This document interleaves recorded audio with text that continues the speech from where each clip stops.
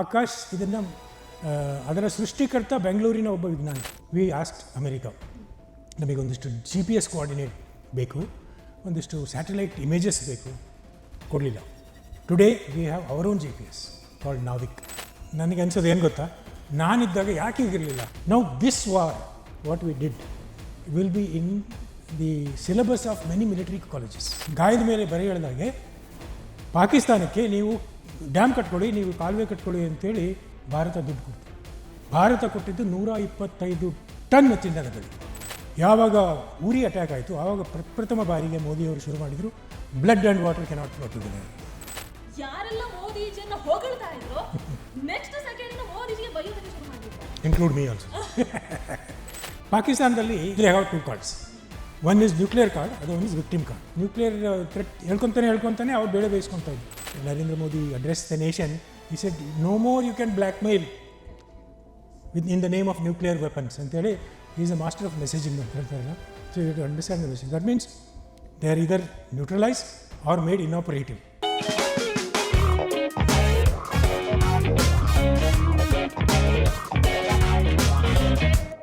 Operation ಸಿಂಧೂರದಲ್ಲಿ ಬಹಳ ಸುದ್ದಿ ಮಾಡಿದ್ದಾರೆ. ಬಟ್ ಜಾಸ್ತಿ ಬಳಕೆ ಆಗಿದ್ದು ಆಕಾಶ್. ನಮ್ಮದೇ ಮೇಡ್ ಇನ್ ಇಂಡಿಯಾ. ಆಕಾಶ್ ಇದನ್ನು ಅದರ ಸೃಷ್ಟಿಕರ್ತ ಬೆಂಗಳೂರಿನ ಒಬ್ಬ ವಿಜ್ಞಾನಿ ಪ್ರಹ್ಲಾದ್ ರಾವ್ ಅಂತೇಳಿ. Akash. So it is much in demand, especially after operation Sindoor. ಈಗಾಗಲೇ ನಾವು ಇದಕ್ಕೆ ಅರ್ಮೇನಿಯಾಕ್ಕೆ ಕೊಟ್ಟಿದ್ದೀವಿ ಸಮ್ 15 ಸ್ಕ್ವಾಡ್ರನ್ಸ್ ಅರ್ಮೇನಿಯಾಕ್ಕೆ ಕೊಟ್ಟಿದ್ದೀವಿ. Yes, exactly. ಯಾಕಂದ್ರೆ ಆಪರೇಷನ್ ಸಿಂಧೂರ ಅನ್ನುವಂಥದ್ದು ಕೇವಲ ನಮ್ಮದು ಪ್ರತೀಕಾರ ಅಂತ ಆಗಿರಲಿಲ್ಲ. ಮೇಡ್ ಇನ್ ಇಂಡಿಯಾ ಅನ್ನುವಂಥದ್ದು ಅಥವಾ ಆತ್ಮನಿರ್ಭರ ಭಾರತ ಅನ್ನುವಂಥದ್ದನ್ನ ಇಡೀ ವಿಶ್ವಕ್ಕೆ ಒಂದು ಪಸರಿಸುವಂಥದ್ದು, ಅಂದ್ರೆ ನಾವು ನಾವೇ ಮಾಡಬಹುದು ಅನ್ನುವಂಥದ್ದನ್ನ ತೋರಿಸಿಕೊಟ್ಟದ್ದು. ಈಗ ನೋಡಿ, ಸೈನ್ಯದ ಹಿನ್ನೆಲೆಯಿಂದ ಬಂದವನು, ವಾಯು ರಕ್ಷಣಾ ವ್ಯವಸ್ಥೆ ಪರಿಚಿತವಾಗಿದ್ದವನು, ನನಗೆ ಇದು surprise. Oh my god, this is all happening. So yes, ನಿಮಗೆ ಆಪರೇಷನ್ ಸಿಂಧೂರದಲ್ಲಿ ಬಳಕೆ ಮಾಡಿದಂತಹ ಕೆಲವು ಇಕ್ವಿಪ್ಮೆಂಟ್ಸ್ ಆಗಿರ್ಬೋದು ಅಥವಾ ಇವೆಲ್ಲವನ್ನ ನೋಡಿದಾಗ ನಿಮಗೆ ಎಷ್ಟು ಡಿಫ್ರೆನ್ಸ್ ಅಂತ ಅನ್ಸುತ್ತೆ ಸರ್? ನಾನಿರುವಾಗ ಹಂಗಿತ್ತು, ಈಗ ಹೀಗಿದೆ ಅನ್ನುವಂಥದ್ದು. ನನಗೆ ಅನ್ಸೋದು ಏನು ಗೊತ್ತಾ, ನಾನಿದ್ದಾಗ ಯಾಕೆ ಹೀಗಿರಲಿಲ್ಲ.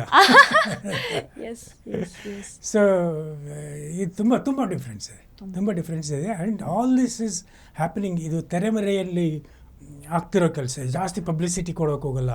DRDO ಆಗಲಿ, BEL ಆಗಲಿ, ನಮ್ಮ ಇದರಲ್ಲೇ ಇರೋ ಒಂದು ವ್ಯವಸ್ಥೆಯಲ್ಲಿ ಈಗ it is shown to the world as a technological demonstration. ಪ್ರಪಂಚಕ್ಕೆ ಗೊತ್ತಾಗಿದೆ ಹಿಂಗೂ ಇರುತ್ತೆ ಅಂತೇಳಿ. ಈಗ ನೋಡಿ, ಈಗ ಪೋಸ್ಟ್ ಆಪರೇಷನ್ ಸಿಂಧೂರ ನಂತರ ಕಾರ್ಯಾಚರಣೆ ನಡೆದು 36 ಗಂಟೆ, 3.5 ದಿವಸ. ಮೊದಲು ನಾವೆಲ್ಲ ನಮ್ಮ ಅಕಾಡೆಮಿ ಪಠ್ಯಪುಸ್ತಕಗಳಲ್ಲಿ ವಾರ್ ಸ್ಟಡೀಸ್ ಅಂತ ಒಂದು ಪುಸ್ತಕ, ಅದರಲ್ಲಿ ಇರ್ತಿದ್ದೇ ಬರೀ ಇಸ್ರೇಲ್ ವಾರ್ಗಳ ಬಗ್ಗೆ. 6 days ವಾರ್, ಯೋಮ್ ಕಿಪ್ಪರ್ ವಾರ್, ಸಿರಾಕ್ ರೇಡ್, ಅದು ಆ ಥರ ಇರ್ತದೆ. Now this war what we did will be in the syllabus of many military colleges. So ನಮ್ಮ ನೆಕ್ಸ್ಟ್ ಫ್ಯೂಚರ್ ಹೆಂಗೆ ಅಂತ ಹೇಳ್ತೀರಾ ಸರ್? ಯಾಕಂದ್ರೆ ಆಪರೇಷನ್ ಸಿಂಧೂರದ ಮೂಲಕ ಬಹಳಷ್ಟು ತೋರಿಸ್ಕೊಟ್ಟಿದ್ದೀವಿ ನಾವು. ಸೊ ಹೇಗಿರ್ಬೋದು ಸರ್? ಅಂದ್ರೆ ಇಷ್ಟು ವರ್ಷ ನಾವು ಕೇವಲ ಇಂಪೋರ್ಟ್ ಮಾಡ್ತಾ ಇದ್ವಿ, ಆದ್ರೆ ಇವತ್ತು ನಾವು ಎಕ್ಸ್ಪೋರ್ಟ್ ಮಾಡೋ ಮಟ್ಟಕ್ಕೆ ನಿಂತಿದ್ದೀವಿ ಅಂತ ಹೇಳಿದ್ರೆ ನೋಡಿ. Let's take base line of Kargil war. Kargil ವಾರಲ್ಲಿ ಏನಾಯಿತು ಅಂದರೆ, we were firstly not informed. Yes, blunder ಅದು. ಇಟ್ ವಾಸ್ ಅನ್ಎಕ್ಸ್ಪೆಕ್ಟೆಡ್ ವಾರ್ಫೇರ್ ಅಂತ ಹೇಳ್ಬೇಕು. ಅಂದರೆ ಫಸ್ಟ್ ಅವರೇ ಬಾರ್ಡರ್ ಕ್ರಾಸ್ ಮಾಡಿ ನಮ್ಮ ಕಡೆ ಬಂದಿದ್ದು. We are not ready for it. We asked America, ನಮಗೊಂದಿಷ್ಟು GPS ಕೋಆರ್ಡಿನೇಟ್ ಬೇಕು, ಇದು ಅವ್ರು ಎಲ್ಲಿದ್ದಾರೆ ಏನು ಕತೆ, ಆಮೇಲೆ ಒಂದಿಷ್ಟು ಸ್ಯಾಟಲೈಟ್ ಇಮೇಜಸ್ ಬೇಕು. ಕೊಡಲಿಲ್ಲ, ಅಮೆರಿಕಾ ಕೊಡಲಿಲ್ಲ. Yes no we can't. ಅವಾಗ PGPS ಅಂತ ಒಂದು ಪ್ರಿಸಿಷನ್ GPS ಅಂತ, it was meant only for American armed forces. So they refuse to give us. Today we have our own GPS called Navic, Gagan ಅಂತಲೂ ಕರೀತಾರೆ. So all this ನಾನು ಹೇಳಿದ್ನಲ್ಲ, integrated air defence, they are using those satellites, our satellites. So ಅದಕ್ಕೆ world was taken by surprise when they 11 ಈ ವಾಯುನೆಲೆಗಳ ಮೇಲೆ ದಾಳಿ ಮಾಡಿದ್ರಲ್ಲ, ಇದು ಇವರಿಗೆ ಹೆಂಗೆ ಸಿಕ್ತು information? Because we used our satellite input used. And ನಮ್ಮಲ್ಲಿರೋ 15 satellites are dedicated for defence forces, army, navy, air force, for communication, for photo recognitions, for various applications, including ಈ ಸ್ಯಾಟಲೈಟ್ಗಳ ಅಪ್ಲಿಕೇಶನ್ ಹೆಂಗಾಗುತ್ತೆ ಅಂದರೆ ಸಿಯಾಚಿನ್ ಇದರಲ್ಲಿ ಗಸ್ತು ಹೊಡೆಯೋ ಸೈನಿಕನ body temperature is sensed through satellite. Because such a remote place you don't know that soldier is sick or not. So ಅವನಿಗೇನಾದರೂ ಜ್ವರ ಬಂದರೆ through satellite the doctor will come to know there is some patient who needs to be evacuated. Next level is you can run your imagination to any level, that will happen in India. Exactly. ಅದೇ ನಾವು ಏನು imagine ಮಾಡ್ತಾ ಇದೀವಿ ಅದನ್ನ ಇವತ್ತು experience ಮಾಡ್ತಾ ಇದ್ದೀವಿ. Beyond that also. My God. Yes. So ಈ ಥರ ಎಲ್ಲ ನಡೀತಿರೋದು ತುಂಬ basically what we have done, we fulfilled 3 objectives. One was political objective.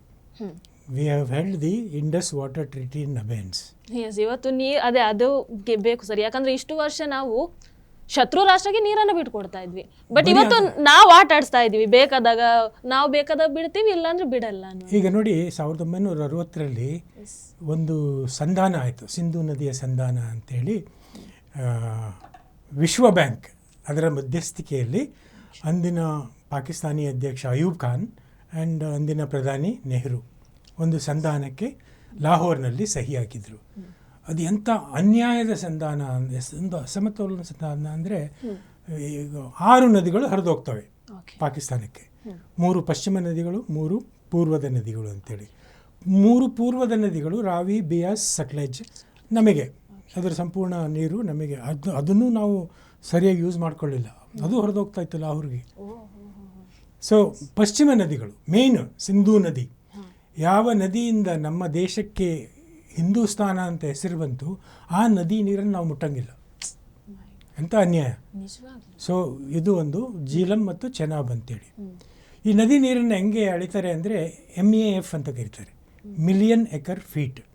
ಅಂದರೆ 10 ಲಕ್ಷ ಎಕರೆಗೆ ನೀರಾವರಿ ಮಾಡುತ್ತೆ ಒಂದು ಮೊತ್ತದ ನೀರು. 1 ಫೀಟ್ 10 ಲಕ್ಷ ಎಕರೆಯಲ್ಲಿ 1 ಅಡಿ ನೀರು ನಿಂತ್ಕೋಬೇಕು. That is called MAF. ಹಣಕಾಸಿನ ಇದರಲ್ಲಿ ಹೇಳಬೇಕು ಅಂದರೆ 1 MAF is equal to $1 billion. Then ಅವ್ರಿಗೆ ಹೋಗಿದ್ದೆಷ್ಟು 120 MAF, ನಮಗೆ ಬಂದಿದ್ದೆಷ್ಟು 35 MAF. Where is the comparison? ಮೊದಲು ಹೇಳ್ಬಿಟ್ರು 3 ಅವರಿಗೆ 3 ಇವರಿಗೆ. That is not correct. Totally blunder ಇದೆ. $120 ಬಿಲಿಯನ್ ಅವರಿಗೆ, $35 ಬಿಲಿಯನ್ ನಮಗೆ. ಮತ್ತೆ ಗಾಯದ ಮೇಲೆ ಬರೆ ಹೇಳಿದಾಗೆ ಪಾಕಿಸ್ತಾನಕ್ಕೆ ನೀವು ಡ್ಯಾಮ್ ಕಟ್ಕೊಳ್ಳಿ, ನೀವು ಕಾಲುವೆ ಕಟ್ಕೊಳ್ಳಿ ಅಂತೇಳಿ ಭಾರತ ದುಡ್ಡು ಕೊಡ್ತು. ಅದು ದುಡ್ಡು ಎಷ್ಟು ಗೊತ್ತಾ? ನಿಮಗೆಲ್ಲ ಗೊತ್ತಿರುತ್ತೆ. ಈಗ ಒಂದು 10 ಗ್ರಾಮ್ ಚಿನ್ನಕ್ಕೆ $1,00,000. ಭಾರತ ಕೊಟ್ಟಿದ್ದು 125 ಟನ್ ಚಿನ್ನದ ಬೆಲೆ ಓವರ್ 10 years. 10 ವರ್ಷ, ಪ್ರತಿ ವರ್ಷ 12.5 ಟನ್ ಚಿನ್ನದ ಬೆಲೆನ ಕೊಡ್ತಾಯಿದ್ವಿ ಪಾಕಿಸ್ತಾನಕ್ಕೆ. ಮಧ್ಯ ನೆನಪಿರಲಿ, 1965ರಲ್ಲಿ ಯುದ್ಧನೂ ನಡೀತು, 71ರಲ್ಲೂ ಯುದ್ಧ ನಡೀತು. This arrangement was not disturbed. ಯಾವಾಗ ಉರಿ ಅಟ್ಯಾಕ್ ಆಯಿತು ಆವಾಗ ಪ್ರಥಮ ಬಾರಿಗೆ ಮೋದಿಯವರು ಶುರು ಮಾಡಿದರು, blood and water cannot flow together. ಅಲ್ಲಿಂದ ಶುರುವಾಯಿತು ಇದು. It is required to be rectified immediately ಅಂತೇಳಿ. ಸರ್ ಹಾಗಲ್ಲ, ಅವರ ಮೋಟಿವ್ ಏನಿತ್ತು ಸರ್? ಹಾಗಾದ್ರೆ ನಮ್ಮ ಲೀಡರ್ಸ್ ಇದು ಯಾಕೆ ಅಷ್ಟು ಪಾಕಿಸ್ತಾನದ ಪರವಾಗಿ ಇಷ್ಟೆಲ್ಲ ಮಾಡಿದ್ರು ಅಂತ? ಒಂದಿಷ್ಟು ಪಾಕಿಸ್ತಾನ ಒಳ್ಳೇದಾಗುತ್ತೆ, ಅವ್ರಿಗೆ ಒಳ್ಳೇದಾಗಲಿ, ನಮಗೇನಾದರೂ ಆಗಲಿ, that is no problem. But ಅದನ್ನು ಉಳಿಸ್ಕೊಂಡ್ರ, ನಂಬಿಕೆ ಉಳಿಸ್ಕೊಂಡ್ರ ಪಾಕಿಸ್ತಾನದ? ಇಲ್ಲ. ಈಗ ಅವಾಗ ಅಟ್ಲೀಸ್ಟ್ 1966ರಲ್ಲಿ ಒಂದಿಷ್ಟು ನಂಬಿಕೆ ಇತ್ತು ಅವ್ರ ಮೇಲೆ. ಓಕೆ, ಒಂದಿಷ್ಟು ಜಾಸ್ತಿನೇ ನೀರು ಕೊಡೋಣ, ಸೊ ಅವರು if they are stable then it is good for also. But ಅದು ಇಟ್ ಈಸ್ ಔಟ್ರೈಟ್ ಅನ್ಯಾಯ. ಈ ಥರ ಒಂದು ಇದು ಹೋಗಲಿ, ಅವರು ನೀರನ್ನಾದರೂ ಬಳಸ್ಕೊಂಡ್ರ, ಅದು ಅರಬ್ಬಿ ಸಮುದ್ರಕ್ಕೆ ಹೋಗ್ತಾಯಿತ್ತು. ಇಲ್ಲೊಂದು ಸಣ್ಣ ಡ್ಯಾಮ್ ಕಟ್ಕೊಂಡು ಅದರಲ್ಲಿ ಈಗ ನೋಡಿ ಪಾಕಿಸ್ತಾನಕ್ಕೆ ಯಾಕೆ ಇಷ್ಟೊಂದು ಕೆಟ್ಟ ಹೆಸರು ಬಂದಿದೆ ಅಂತಾರಾಷ್ಟ್ರೀಯ ಮಟ್ಟದಲ್ಲಿ ಅಂದರೆ, ಇವರಿಗೆ ಬೆಂಗಾಳಿಗಳನ್ನ ಕಂಡ್ರೆ ಆಗಲ್ಲ, ಅದಕ್ಕೆ ಈಸ್ಟ್ ಪಾಕಿಸ್ತಾನ ಕಳ್ಕೊಂಡ್ರು. ಬಲೂಚಿಗಳನ್ನ ಕಂಡ್ರೆ ಆಗಲ್ಲ, ಸಿಂಧಿಗಳನ್ನ ಕಂಡ್ರೆ ಆಗಲ್ಲ. ಇಲ್ಲಿ ಬೇರೆ ಪಂಜಾಬಿ ಪಾಕಿಸ್ತಾನಿಗಳನ್ನ ಬಿಟ್ಟರೆ ಇನ್ಯಾರಿಗೂ ಅವ್ರಿಗೆ ಬೇಡ. ಯಾಕಂದರೆ ಸೈನ್ಯದಲ್ಲಿರೋರು ಪಂಜಾಬಿ ಪಾಕಿಸ್ತಾನಿಗಳು, ಅವರ ಆಡಳಿತ ನಿಯಂತ್ರಣದಲ್ಲಿರೋದು ಪಂಜಾಬಿ ಪಾಕಿಸ್ತಾನಗಳ ಕೈಯಲ್ಲಿ. ಈ ಸಮುದ್ರದ ನದಿಗಳ ನೀರು ಏನು ಸಿಂಧೂ ಪ್ರಾಂತ್ಯದ ಮೂಲ ಹರಿದೋಗ್ತಿತ್ತು ಅದನ್ನು ಕಳ್ತನ ಮಾಡಿಕೊಂಡು ಅವ್ರ ಕಡೆ ತಿರುಗಿಸ್ಕೊಂಡ್ರು. ಬಲೂಚಿಸ್ತಾನದಲ್ಲಿ ಎಷ್ಟು ಗ್ಯಾಸ್ ಇದೆ, ಎಷ್ಟು ಅಲ್ಲಿ ಪ್ರೆಷಿಯಸ್ ಇದೆ, ಅದನ್ನೆಲ್ಲ ಪಂಜಾಬಿ ಪಾಕಿಸ್ತಾನಕ್ಕೆ ಸಾಗಿಸ್ತೀವಿ. ಸೊ ಈ ಥರ ಇದರಿಂದ ನಾವು ಪಾಕಿಸ್ತಾನಕ್ಕೆ ಒಂದಿಷ್ಟು ಇದನ್ನು ಸರಿಪಡಿಸಬೇಕು ಅಂತೇಳಿ ಒಂದು ನೋಟಿಸ್ ಕಳಿಸಿದ್ವಿ 2 ವರ್ಷದ ಹಿಂದೆ, 2023.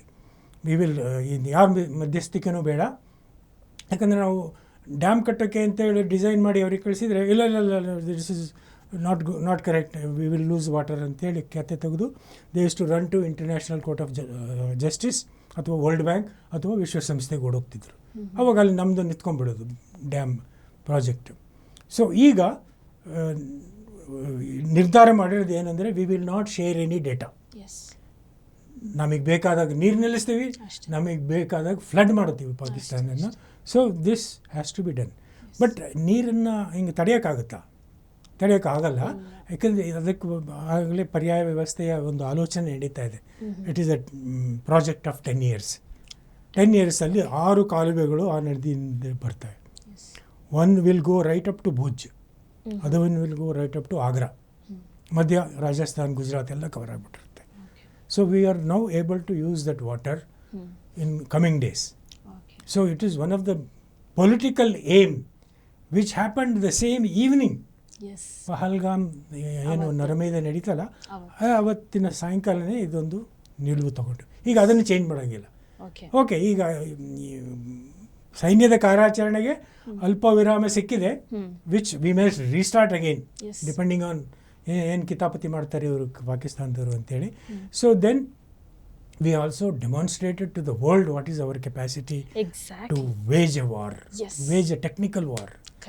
ಸೊ ಆಮೇಲೆ ನಮ್ಮ ಹತ್ರ ಈಗ ಗೊತ್ತಾಯಿತು ಯಾರು ಮಿತ್ರರು ಯಾರು ಒಳಶತ್ರುಗಳು ಅಂತೇಳಿ. So America showed its color.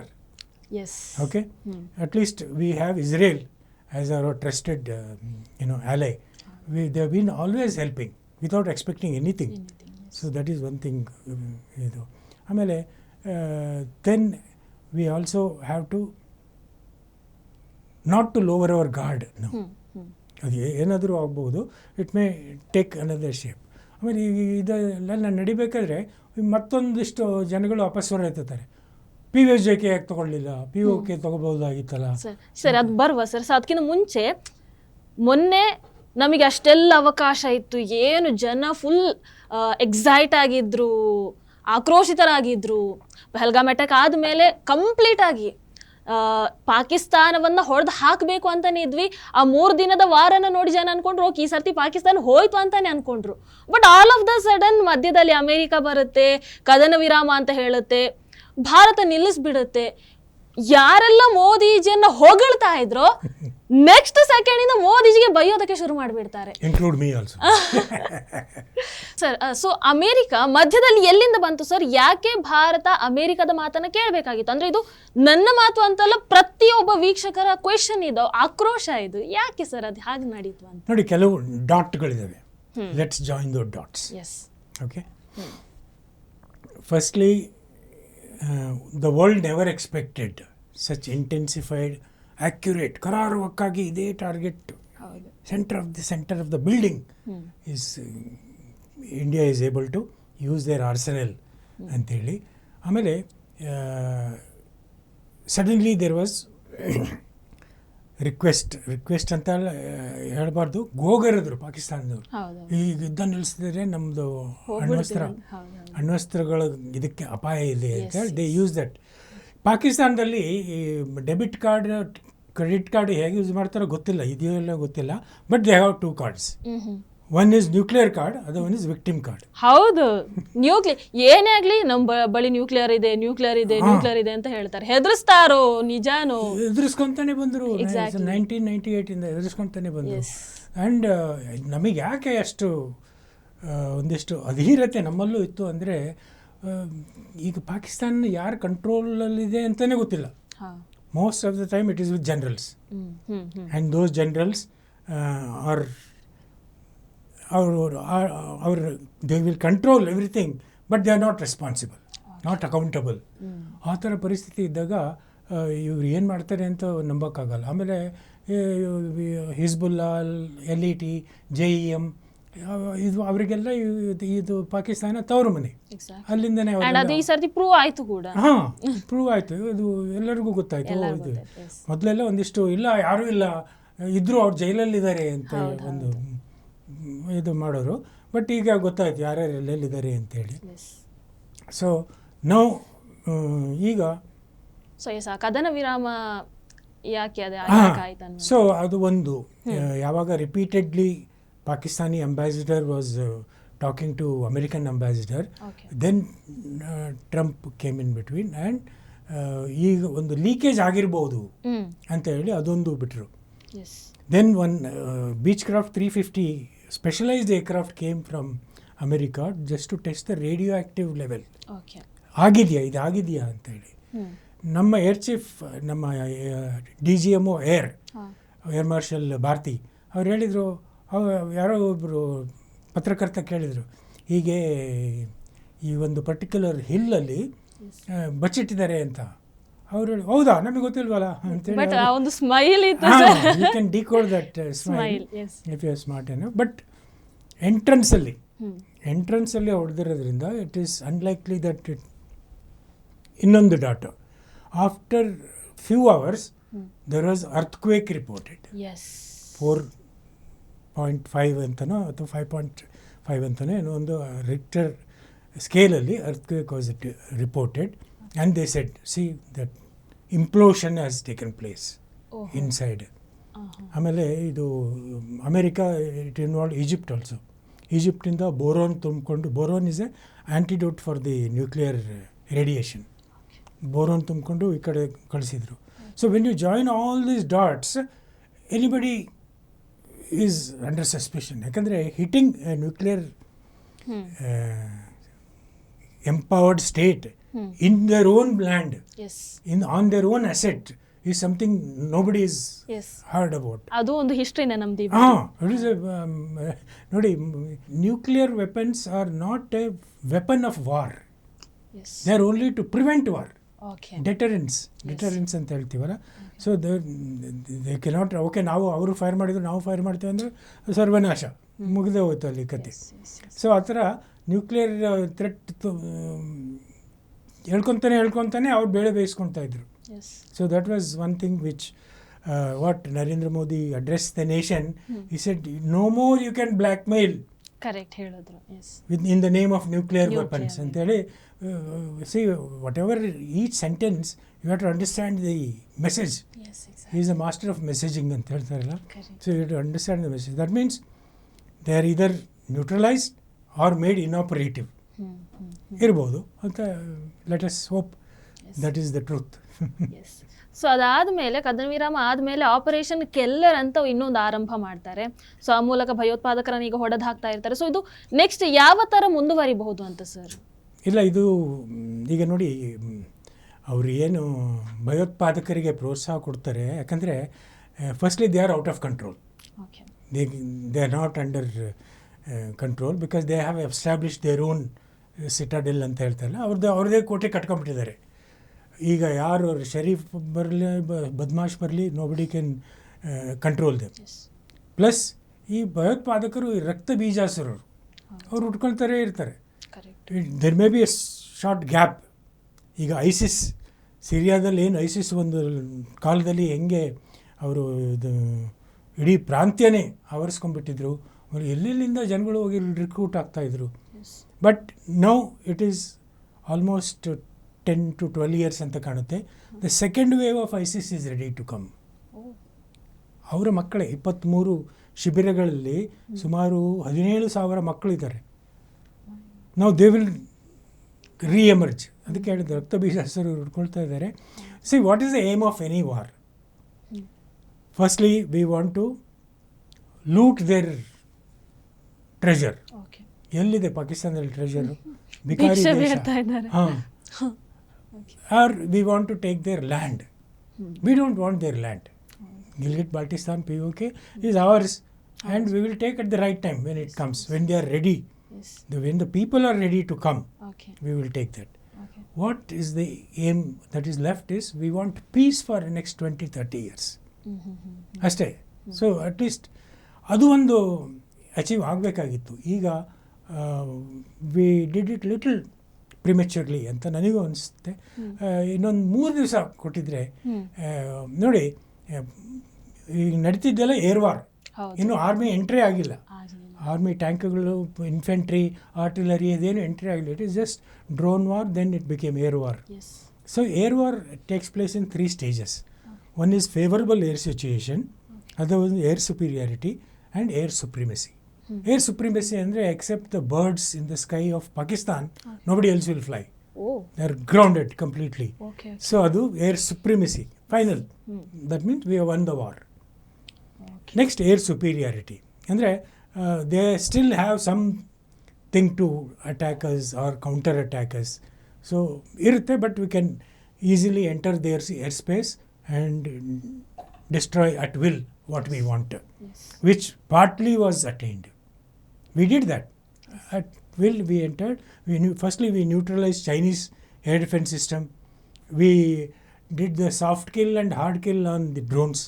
Soft kill ಅಂದರೆ ಜಾಮ್ ಮಾಡೋದು. We don't physically destroy them. Soft kill ಅಂದರೆ ಜಾಮ್ ಆದ ಕೂಡಲೇ that missile is directionless. It will go and fall somewhere. Not on the target. Hard kill is just shoot the, ಈಗ ಹೇಳಿದ್ನಲ್ಲ, ಈ small mini missiles which only attack the drones. So ಅದೆಲ್ಲ ಬರುತ್ತೆ. So ಈಗ favourable air situation and air superiority ಈ ಹಂತದಲ್ಲಿದ್ವಿ. We could have just use some more hours of war to neutralize completely. And after every war there is some ಸಂಧಾನ ಆಗುತ್ತೆ, bargaining ಟೇಬಲಿಗೆ ಬರ್ತಾರೆ. Okay, ಈಗ ಯಾರೂ ಬರಲ್ಲ, ಯಾಕಂದರೆ ಇದು ನಾವು who will come they don't know. We may like as Trump, ಇವನೊಬ್ಬ ಬಾಯ್ ಬಡಕ, he just wants to prove that he is the peacekeeper of the world. ಅಂದರೆ ಯಾರಾದರೂ ಬಂದು ನನಗೆ ನೋಬೆಲ್ ಶಾಂತಿ ಪುರಸ್ಕಾರ ಕೊಡಿ ಅಂತ ಒಂದು ಕೇಳೋಕ್ಕೆ ಒಂದೆಲ್ಲ ಮಾಡ್ತಾ ಇದ್ದೇನೆ. So is got no intention. But we don't want to spoil the relationship between America and India. We also have our own interest. We will keep that interest alive. So there may not be any ಸಂಧಾನ ಯಾವುದು ನಡೆಯಲ್ಲ ಅಂತ ಕಾಣುತ್ತೆ. But ಸಂಧಾನ ನಡೆದರೆ then there will be some bargain which can. But yes, Modiji ಮೊನ್ನೆ ಮಾತಾಡ್ತಾ ಹೇಳಿದ್ರು, ಇನ್ನು ಪಾಕಿಸ್ತಾನದ ಜೊತೆಗೆ ನಮಗೆ ಮಾತುಕತೆ ಇದೆ ಅಂತ ಹೇಳಿದ್ರೆ ಅದು ಕೇವಲ POK ಬಗ್ಗೆ ಮಾತ್ರ, ಆ್ಯಂಡ್ ಅದರಲ್ಲಿ ನಮಗೆ ಯಾರ ಮಧ್ಯಸ್ಥಿಕೆ ಕೂಡ ಬೇಡ ಅನ್ನುವಂಥ ಮಾತು. ಸೊ ಇದಕ್ಕಿಂತ ಮೊದಲು ಕೂಡ ಅಮಿತ್ ಶಾಜಿ ಅವರು ಹೇಳಿದ್ದಾರೆ POK ನಾವು ತಗೊಳ್ತೀವಿ ಅಂತ. ಸೊ ಈ ಮೊನ್ನೆ ವಾರ್ ಸ್ಟಾರ್ಟ್ ಆದಾಗ ಆ್ಯಕ್ಚುಲಿ ಆ ಒಂದು ಹೋಪ್ ಇತ್ತು ಎಲ್ರಿಗೂ ಕೂಡ, ಓಕೆ ಈ ಬಾರಿ POKನ ನಾವು ಹಿಂದಕ್ಕೆ ಪಡ್ಕೊಳ್ತೀವಿ ಅಂತ. ಸೊ ಹೇಗೆ ಸರ್ ಇನ್ನು ಮುಂದೆ ಹೇಗೆ? ನನಗೆ ಇನ್ನೊಂದು ಮರು ಪ್ರಶ್ನೆ, POK ಬೇಕಾ ಅಂದರೆ ನೋಡಿ, ನಾವು when we talk about POK ಭಾಳ ಜೆನರಿಕ್ ಟರ್ಮ್ ಯೂಸ್ ಮಾಡ್ತೀವಿ. ಅದರಲ್ಲಿ 2 ಭಾಗ ಇದೆ. One is POJK, Jammu and Kashmir. Actually Jammu, it is Jammu. POJ ಅಂತ ಕರೆದ್ರು ಪೊಲಿಟಿಕಲ್ ಇಟ್ ಈಸ್ ಕರೆಕ್ಟ್. ಅದು ಒಂದು. ಇನ್ನೊಂದು ಅದರ ಉತ್ತರಕ್ಕೆ ಗಿಲ್ಗಿಟ್ ಬಾಲ್ಟಿಸ್ತಾನ್. POJKನ they are using it for their terrorist activity, launch pads. ಆಮೇಲೆ ಅವ್ರನ್ನ ಪಾಕಿಸ್ತಾನ ಅವರ ಪ್ರಜೆಗಳು ಅಂತಲೇ ಭಾವಿಸ್ತಾ ಇಲ್ಲ, ಅವ್ರನ್ನ ಆ ಸ್ಥಿತಿಯಲ್ಲಿ ಇಟ್ಟಿರ್ತಾರೆ. Now these Kashmiris in POJ are looking at Kashmiris in India. Now there is so much difference between these two. So they say now if they are looked after so well, there is so much of facilities given to them, infrastructure is given to them, ಕಾಲೇಜ್ಗಳಿದ್ದಾವೆ, ಹಾಸ್ಪಿಟಲ್ಗಳಿದ್ದಾವೆ, cinema ಮಂದಿರಗಳಿದ್ದಾವೆ, ಮಾಲ್ಗಳಿದ್ದಾವೆ. ನಮ್ಮ ಹತ್ರ ಏನಿದೆ? ಏನೂ ಇಲ್ಲ. ಅವ್ರ ಹತ್ರ ಏನು ಸಂಪತ್ತಿದೆ ಅದನ್ನು ಲೂಟಿ ಮಾಡ್ಕೊಂಡು ಹೋಗ್ತಾರೆ. ಅಲ್ಲೆಲ್ಲ ಮರಗಳನ್ನ ಕಡ್ಕೊಂಡು ಹೋಗ್ತಾರೆ. ಅಲ್ಲಿ ನಾವು ಡ್ಯಾಮ್ಗಳಲ್ಲಿ ವಿದ್ಯುತ್ ಶಕ್ತಿಯನ್ನು ತಯಾರಿಸ್ತಾರಲ್ಲ, ಆ ವಿದ್ಯುತ್ ಶಕ್ತಿ ತಯಾರಿಸೋಕ್ಕೆ ಒಂದು 3 ರೂಪಾಯಿನೋ 4 ರೂಪಾಯಿನೋ ವೆಚ್ಚ ಬರುತ್ತೆ per unit. They sell it at 70 rupees per unit to them only. From whose water they are producing electricity. ಅವರಿಗೆ 70 ರೂಪಾಯಿಗೆ ಕೊಡ್ತಾಯಿದ್ದಾರೆ. ಅಲ್ಲಿನ ಗ್ಯಾಸ್ ಅಲ್ಲಿನ ಇವರು ತೊಗೊಂಡೋಗ್ತಾಯಿದ್ದಾರೆ ಪೈಪ್ ಲೈನ್ ಮುಖಾಂತರ. But when it comes to Gilgit Baltistan situation is different. We want Gilgit Baltistan. ಯಾಕೆ ಅಂದರೆ China Pakistan economic corridor CPEC ಅಂತೇಳಿ from Xinjiang in China to ಇದು what is that port Gwadar port 3600 kilometre distance ಹೆದ್ದಾರಿಯನ್ನು ಸೃಷ್ಟಿಸಿದ್ದಾರೆ. ಮಧ್ಯ ಡ್ಯಾಮ್ಗಳನ್ನು ಕಟ್ಸ್ಕೊಡ್ತೀವಿ ಅಂತೇಳಿ ಒಂದು 65 ಬಿಲಿಯನ್ಗಳ ಒಂದು ಎಸ್ಟಿಮೇಟ್ ಅದು. ಅದರಲ್ಲಿ ಅರ್ಧ ಖರ್ಚು ಮಾಡಿದ್ದಾರೆ, ಚೈನೀಸ್ ಇನ್ವೆಸ್ಟ್ ಮಾಡಿದ್ದಾರೆ.